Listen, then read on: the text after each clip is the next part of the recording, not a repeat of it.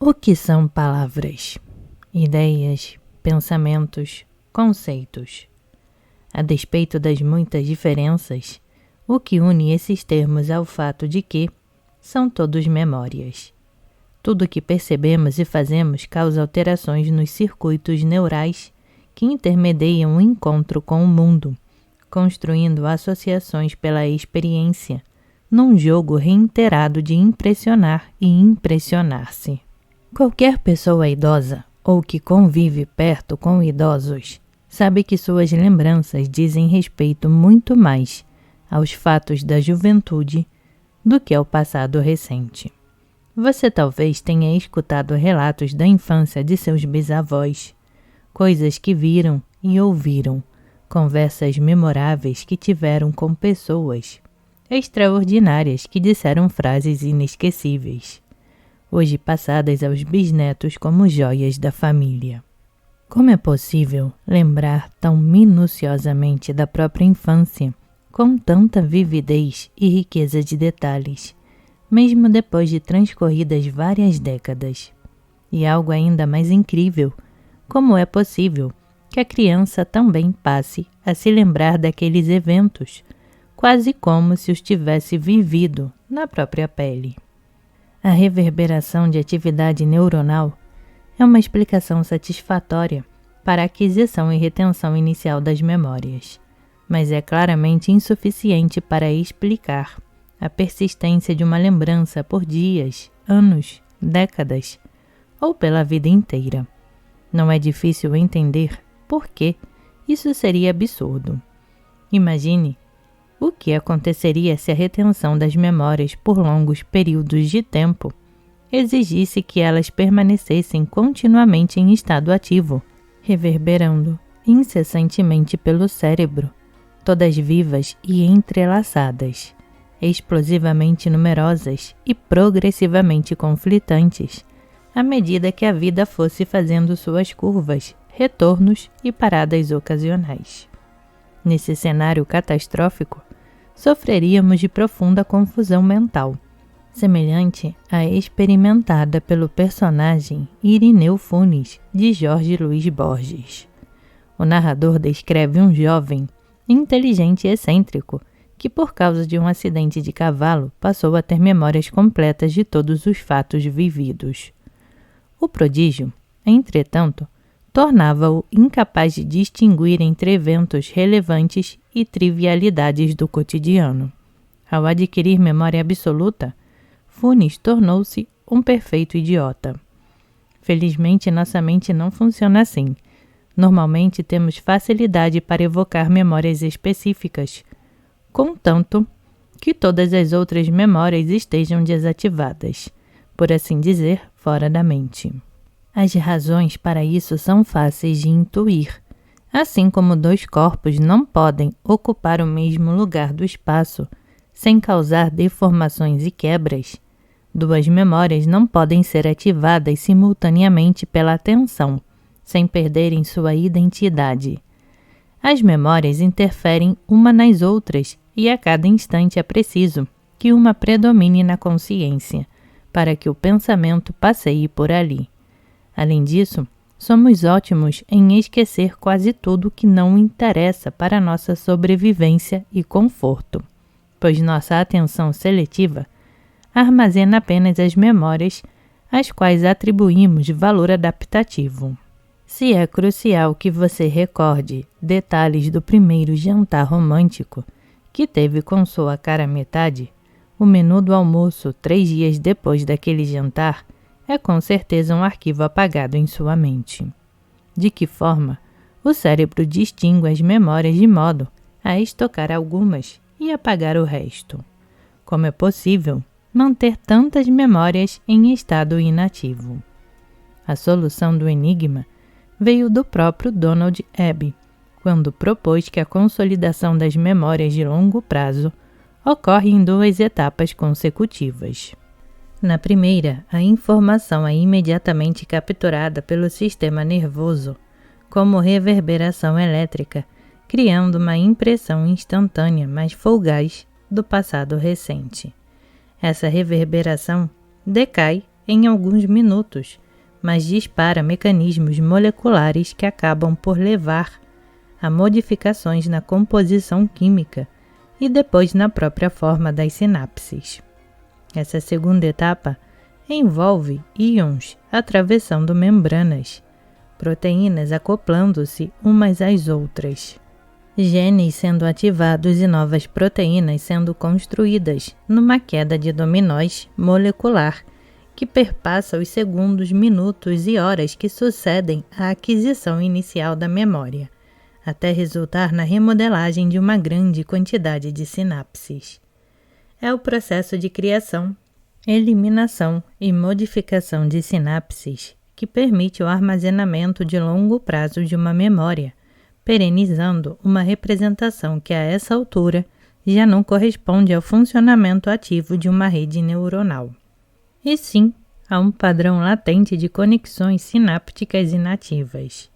Dias, meses ou anos depois da aquisição da memória, quando uma parte dessas conexões é ativada, a atividade elétrica se espalha pela rede neuronal através das conexões mais fortes e a memória é novamente evocada. Por ser capaz de estocar memórias antigas sob forma inativa, o cérebro pode armazenar um imenso repertório delas sem risco de confusão. Não nos confundimos como fones, porque conseguimos a cada instante não lembrar de quase nada. As histórias que passamos adiante, os pensamentos que se espalham, as ideias que influenciam os outros e se replicam socialmente, são todos estritamente dependentes de sua capacidade de durar em nossa mente.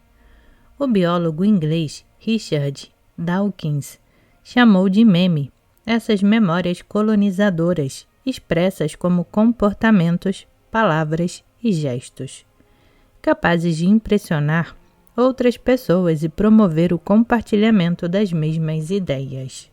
O nome evoca outra unidade replicante mais bem compreendida, o gene. Ainda que confessamente imprecisa, essa famosa analogia é saborosa, porque sem genes simplesmente não haveria memes. Para entender de que modo acontece a remodelagem sináptica que pereniza as memórias, é preciso primeiro saber que todas as células do corpo possuem o mesmo conjunto de genes em seus núcleos. As distinções entre tipos diferentes de células, bem como as modificações de cada célula ao longo do tempo, dependem de mudanças nos subconjuntos de genes que a cada momento são usados para sintetizar proteínas no interior de cada célula específica. A semelhança entre genomas e bibliotecas ajuda a compreender esse fenômeno. Digamos que cada biblioteca pública do planeta seja o genoma de uma célula e que cada gene dentro de cada célula seja um livro. Para completar o argumento, digamos ainda que os acervos das bibliotecas são todos iguais. Ao entrar em uma dessas bibliotecas, você verificará que apenas uma pequena fração de livros contidos no acervo está emprestada para leitura. O mesmo se verificará em outras bibliotecas, mas o repertório de livros efetivamente lidos será diferente em cada caso e variará com o passar do tempo. Isto é, será dinâmico para cada biblioteca. Livros muito populares terão várias cópias que poderão ser lidas em paralelo por leitores diferentes. Além disso, cada livro pode ser lido múltiplas vezes por leitores diferentes, desde que um após o outro. Note que, embora cada biblioteca tenha um acervo rigorosamente idêntico às demais, os assuntos lidos em cada uma delas podem ser completamente diferentes. Alguns livros essenciais serão lidos em todas as bibliotecas, mas a maior parte do acervo será lida apenas em certas bibliotecas e ocasiões. Enquanto os livros mais lidos em certas bibliotecas serão de filosofia, em outras os preferidos serão de arte, em outras ainda de biologia. Em cada uma delas, a cada instante, um repertório muito específico de livros estará ativo. Dentro de um mesmo corpo, células do cérebro, do coração e do fígado possuem os mesmos genes, mas expressam diferentes subconjuntos deles, gerando repertórios distintos de proteínas que fazem com que cada tipo celular seja diferente. Na célula, cada gene feito de DNA equivale a um livro específico, e a molécula chamada RNA, polimerase, corresponde a um leitor do livro.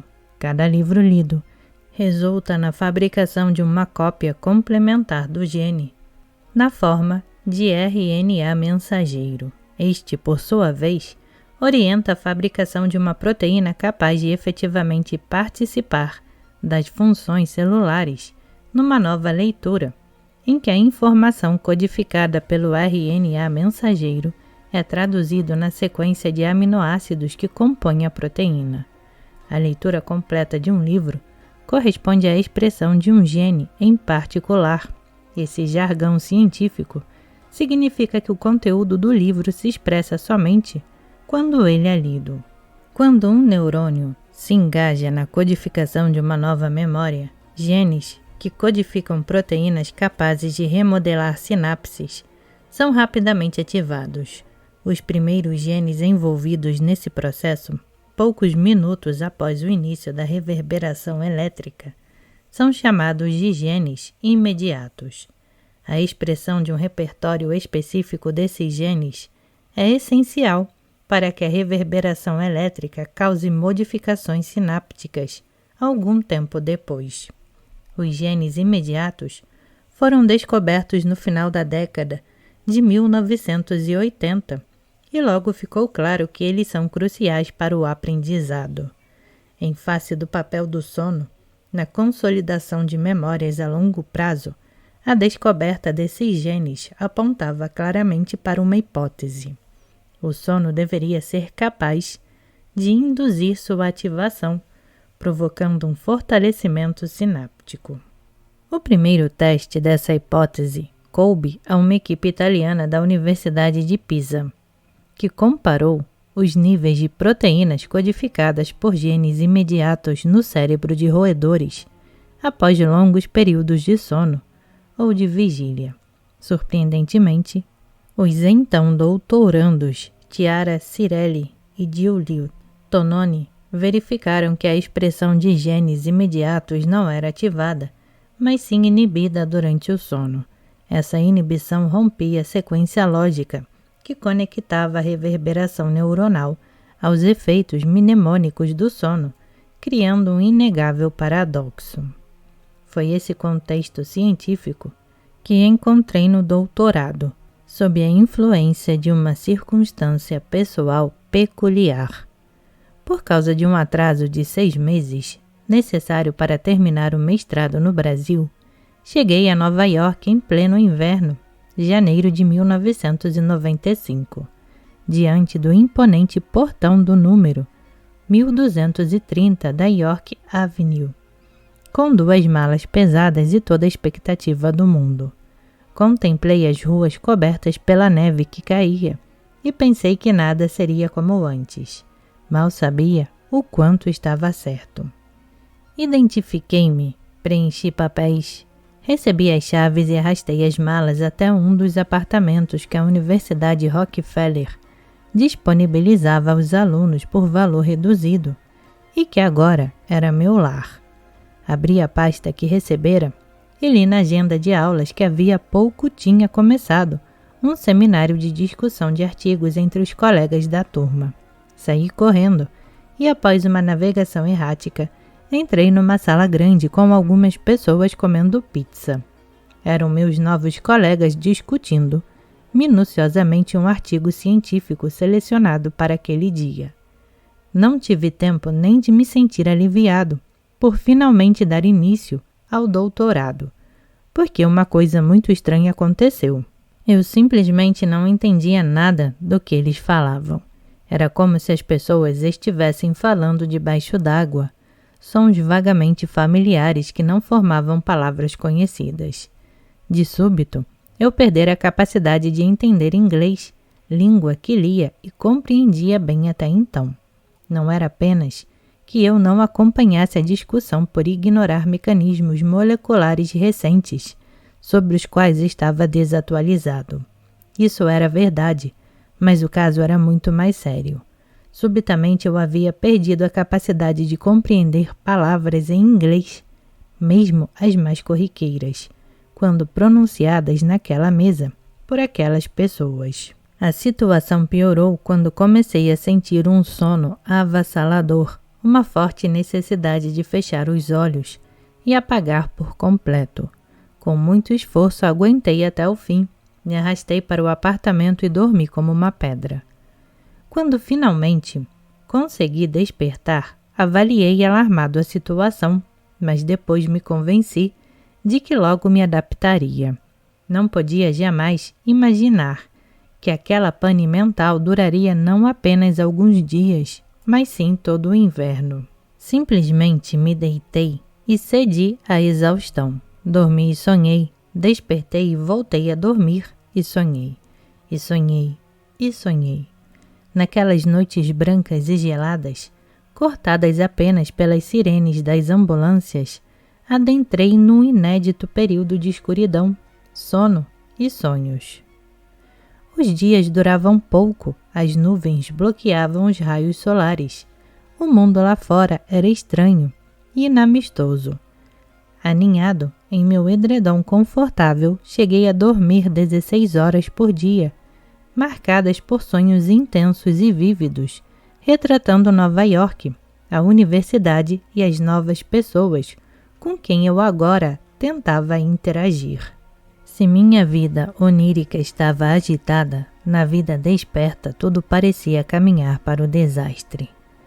Eu seguia sem entender quase nada do que as pessoas falavam e não conseguia fazer amigos. Para complicar, minhas tentativas de mostrar serviço no laboratório do neurocientista argentino Fernando Nottebohm, ao qual eu me juntara, invariavelmente terminavam com os meus roncos constrangedores no sofá da sala de reuniões. Nottebohm é um dos líderes mundiais no estudo dos mecanismos cerebrais do canto dos pássaros, e eu queria muito aprender sobre esse assunto, mas tudo me fazia bocejar e nada me mantinha alerta. Era como se meu corpo estivesse sabotando minha carreira científica. Ao longo de janeiro resisti e lutei contra a sonolência, mas depois a ansiedade e o cansaço deram lugar a uma doce rendição. Quando fevereiro chegou, no silêncio profundo da neve, me entreguei completamente e fui tragado pelo mundo de Morfeu. Agora, eu só queria dormir, até o tempo acabar. Desisti até mesmo de tentar frequentar o laboratório, para não prejudicar ainda mais minha incipiente reputação. Saía de casa apenas para comprar mantimentos e assistir às aulas. No resto do tempo, ficava em meu apartamento tirando longas sonecas entremeadas pela leitura de artigos científicos. Nesse período, comecei a sonhar em inglês, e meus sonhos ficaram mais intensos ainda, representando enredos épicos por ruas sobrenaturalmente desertas de Nova York em manhãs ensolaradas e gélidas de um domingo infinito. Cheguei mesmo a ter sonhos em que me percebia consciente e conseguia mudar o enredo onírico de acordo com minha vontade. Nesses sonhos, aparecia uma adversária espadachim, que buscava combate e eu pressentia que podia morrer. E então, assim como veio, repentinamente a sonolência desapareceu. Acabaram os sonhos majestosos e recuperei as ganas de estar desperto. Comecei a sair da toca. No início de abril, quando os dias já se alongavam e as tulipas desabrochavam em todo o campus, me dei conta da metamorfose cognitiva que havia ocorrido. Agora, eu já entendia quase tudo o que lia, conversava com desembaraço e havia começado a formar um grupo muito especial de amigos que cultivo com carinho desde então. A melhor novidade dessa primavera de adaptação é que as dificuldades no laboratório haviam se resolvido. Orientado pelo neurocientista brasileiro Cláudio Mello, especialista em genes imediatos e então professor assistente no laboratório de Nottebohm, comecei a realizar experimentos bem-sucedidos sobre a representação cerebral do canto de canários. Cláudio foi o primeiro a demonstrar que estímulos naturais causam a expressão de genes imediatos, que só havia sido descrita em culturas celulares mantidas sob condições controladas de laboratório ou em cérebros de animais submetidos a convulsões induzidas farmacologicamente.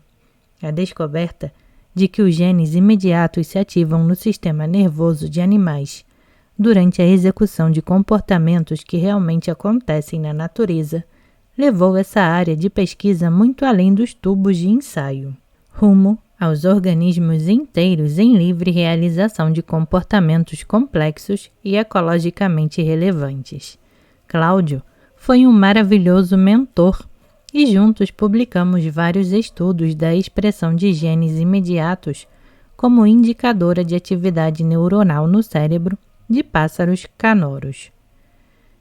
Generoso, libertário e graciosamente ranzinza, Nottebohm nos permitiu seguir esse caminho em seu laboratório com absoluta autonomia. A história bem poderia ter seguido esse rumo, e este seria um livro sobre a comunicação vocal em aves.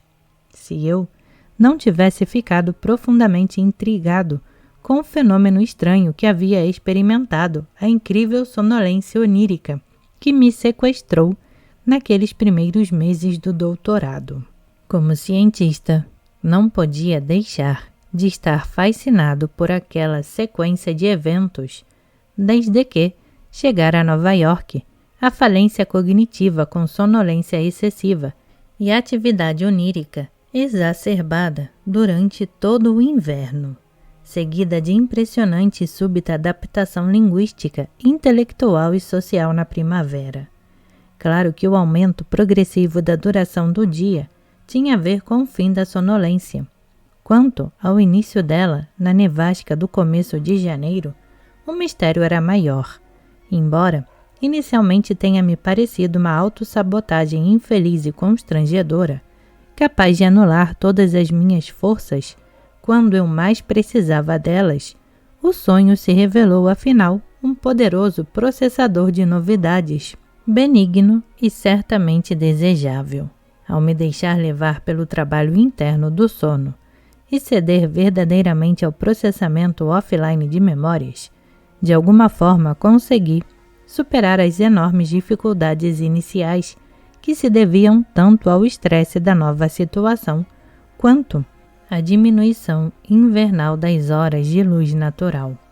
Pessoalmente intrigado e curioso para entender o que tinha me acontecido, tomei a decisão de compreender os mecanismos daquele processo adaptativo. Quando li, num importante livro-texto de neurociência, que a ciência sabia muito sobre as causas do sono, mas nada sobre suas consequências, me dei conta de que esse era um tema de pesquisa realmente importante. Afinal, as coisas mais interessantes são aquelas sobre as quais não se sabe quase nada. Fui atrás do quase. Na esquina da Rua 12 com a Broadway, comprei por $5, no labiríntico sebo Strand, uma seleta das obras de Freud. A leitura de A Interpretação dos Sonhos me encheu de ideias para experimentos sobre a relação entre sono e aprendizado. Ao mesmo tempo, descobri na biblioteca antiga da universidade as muitas publicações a partir do final da década de 1960 que demonstravam que a privação de sono causa déficits de memória em roedores. Logo descobri também que no mesmo prédio do laboratório de Nottebohm, um andar abaixo pelas escadas silenciosas e amplas do antigo Smith Hall, havia um laboratório com tradição de pesquisa em sono de ratos. Era nada mais, nada menos do que o antigo laboratório de Laurent Dino, todo forrado de cobre, depois herdado por Jonathan Wilson, e que agora, após sua aposentadoria, estava sob a responsabilidade de Konstantin Pavlidis, ou Gus para os íntimos. Gus Pavlidis nasceu em Skalachori, uma pequena aldeia ao norte da Grécia, na Macedônia Ocidental, a apenas 100 quilômetros do Monte Olimpo e de Ivéria.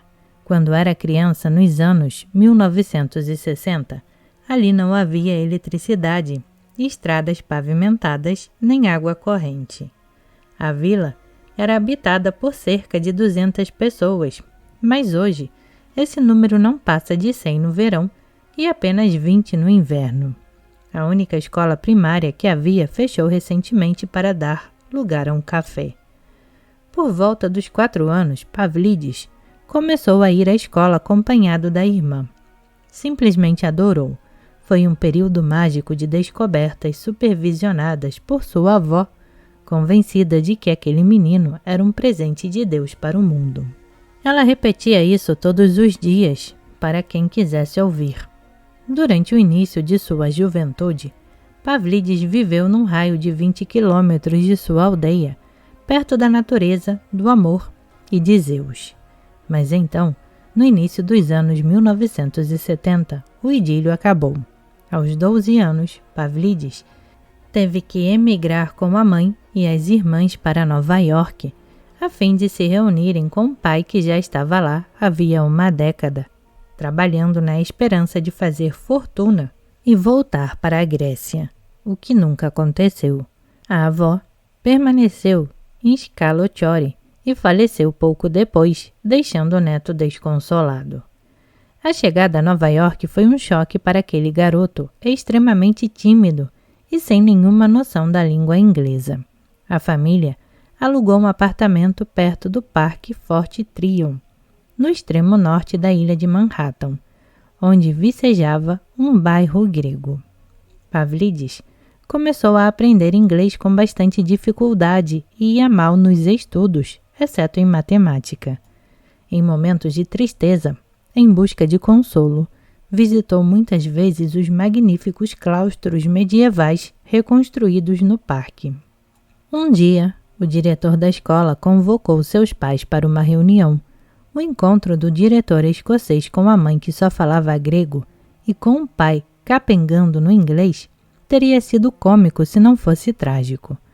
Pedindo a Pavlidis que traduzisse suas palavras aos pais, o diretor informou que não havia nada que ele pudesse fazer. O menino era uma esperança perdida. Em suas palavras, não poderá trabalhar nem de gari, pois o Departamento de Saneamento de Nova York exige um diploma de ensino médio, o que evidentemente não conseguirá. Foi um golpe duríssimo, mas também o ímpeto para o sucesso de Pavlidis. De alguma forma, ele agora precisava provar que o diretor estava errado. Foi no ensino médio que tudo começou a melhorar. Além de passar num exame para ser colocado numa classe avançada, Pavlidis entrou na equipe de tênis e teve excelente desempenho. Venceu o torneio regional de tênis de Nova York e no ano seguinte foi admitido no programa de arquitetura do City College. Começou o curso entusiasmado, mas o primeiro contato com os professores foi um banho de água fria. Pavlidis queria construir arranha-céus, mas os professores diziam que o melhor da turma seria no máximo desenhista. Pavlidis se desinteressou, se transferiu para o curso de psicologia e depois de algumas aulas resolveu ingressar num laboratório de neuropsicologia, em que se pesquisava a estimulação intracraniana. Ficou fascinado com o grau de controle que o cérebro pode exercer sobre o comportamento e pouco depois empregou-se como técnico de Neil Miller, um dos pais vivos da pesquisa sobre a aprendizagem e memória. Foi no laboratório de Miller que Pavlidis conheceu Jonathan Wilson, então fortemente engajado na pesquisa sobre sono e memória.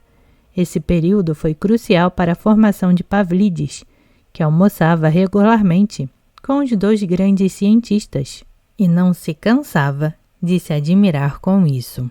Em uma das vibrantes discussões que marcavam esses almoços, surgiu a ideia de usar as propriedades dos neurônios de lugar do hipocampo para investigar o sono, um verdadeiro ovo de Colombo, cujos impressionantes resultados já foram descritos. 6 anos depois, animado com a leitura dos artigos de Wilson, procurei o velho mestre a fim de aprender a conduzir experimentos sobre sono e aprendizado. Ele já estava aposentado e me indicou seu ex-aluno Pavlidis, agora promovido ao quadro de professores. Bati na porta da sua sala e fui prontamente recebido. Em 10 minutos expliquei que pretendia utilizar as mesmas técnicas da pesquisa com canto de canários para investigar se o sono induzia a expressão de genes imediatos no cérebro de ratos. Nessa primeira conversa, Pavlidis se mostrou exatamente como em todos os nossos encontros desde então, prático e positivo. Você começa amanhã. Evidentemente, eu não sabia que sua rapidez em me aceitar no laboratório tinha a ver com uma visão onírica obtida por ele pouco tempo antes. Naqueles meses, Pavlidis estava usando uma técnica desenvolvida nos anos 1980 para marcar radioativamente as regiões do hipocampo ativadas por estímulos diversos. Em sonho, Pavlidis visualizou que os neurônios de lugar de hipocampo se organizam em aglomerados responsivos a uma mesma posição do espaço. Mas o método radioativo se mostrou pouco sensível para produzir um teste convincente dessa hipótese. Era preciso um marcador produzido pelo próprio cérebro, rápido e muito mais sensível, tal como os genes imediatos. Sem saber, eu propunha trazer para o laboratório de Pavlidis justo o que ele precisava. A troca era muito justa, pois ele me treinou cuidadosamente e franqueou acesso a seu laboratório. Lancei-me de cabeça e logo aprendi como fazer eletrodos e implantá-los no hipocampo de ratos, a fim de monitorar de modo preciso as distintas fases do ciclo sono-vigília. Em paralelo, aprendi com Mello a técnica para determinar os níveis de expressão de genes imediatos. Durante 3 meses, trabalhei com afinco para testar a hipótese de que o sono REM aumentaria sua expressão. O resultado não poderia ser mais frustrante. Verificamos que o sono diminuía a expressão dos genes imediatos. Fiz e refiz os experimentos por meses e simplesmente não conseguia acreditar no que via. Eram essencialmente os mesmos resultados já publicados pelos italianos, mas eu ainda não conhecia suas publicações. Vivíamos a infância da internet, que tornou trivial a busca em bancos de dados eletrônicos para encontrar arquivos científicos relevantes. Graças a essa falha de rastreio bibliográfico, por mais de 1 ano persegui sem sucesso um resultado que, segundo as publicações existentes naquele momento, era impossível.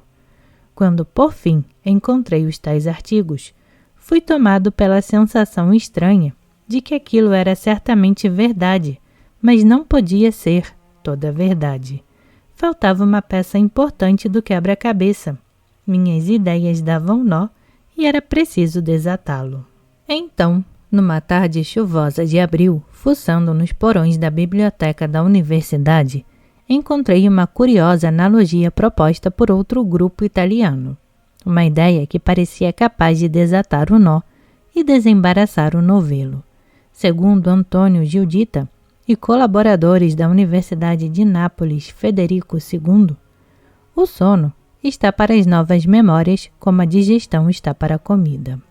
De acordo com essa visão, para entender de que forma o sistema nervoso adormecido facilita o aprendizado, seria preciso primeiro comparar o que ocorre no sono de ondas lentas e no sono REM, que na analogia com a digestão de memórias, correspondem ao estômago e ao intestino. Entretanto, sem comida, as funções desses órgãos do sistema gastrointestinal não se diferenciam. Por isso, seria necessário também comparar o que acontece na presença ou na ausência de comida, isto é, na presença ou na ausência de informações novas. Inspirado pela hipótese sequencial de Giuditta, Realizei novos experimentos para mensurar os níveis de ativação de genes imediatos ao longo do ciclo sono-vigília, mas desta vez, comparando ratos expostos a um ambiente novo por algumas horas antes de dormir com ratos controle, não expostos a nenhuma informação ou atividade nova. Além disso, em lugar de estudar períodos de várias horas de sono contendo todas as fases misturadas, como fizeram Cirelli e Tononi, optei por analisar episódios específicos de cada fase do sono, separando cuidadosamente o sono de ondas lentas do sono REM. Os resultados nos fizeram vibrar, enquanto os animais não expostos ao ambiente novo apresentaram baixa expressão de genes imediatos durante ambas as fases do sono. Em animais previamente estimulados, a expressão de genes imediatos mostrou o mesmo perfil tanto no córtex cerebral quanto no hipocampo. Queda no sono de ondas lentas, mas aumento no sono REM. Esse resultado mostrou que a ativação dos genes imediatos pode ocorrer durante o sono, desde que haja exposição prévia a estímulos novos. Foi uma evidência direta a favor da hipótese sequencial de Giuditta e por revelar o efeito da experiência da vigília na expressão gênica do sono. Também a primeira evidência molecular dos restos diurnos freudianos. O paradoxo parecia, enfim, resolvido.